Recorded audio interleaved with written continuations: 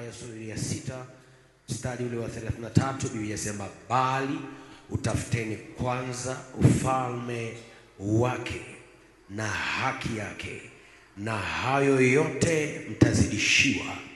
Anasema bali mtafuteni kwanza ufalme wake na haki yake, na hayo mtazidishiwa. Bwana Yesu asifiwe. Hii ni moja ya kanuni ya kwenye ulimwengu wa roho. Watu wakitaka kupiga hatua kwenye kiwango kimoja cha maisha kwenda kiwango kingine cha maisha, kanuni inasema utafuteni kwanza ufalme wa Mungu na haki yake, alafu hayo mengine utazidishiwa.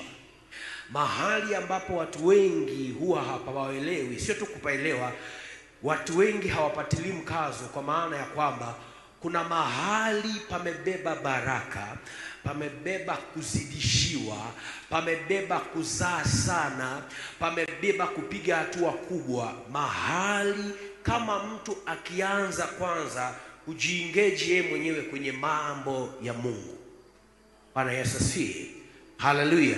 Watu wengi huwa tunakuja kanisani, asilimia kubwa na wajua, kwa sababu na macho ya rohoni na ya mwilini, wengi huwa wanakujaga kutafuta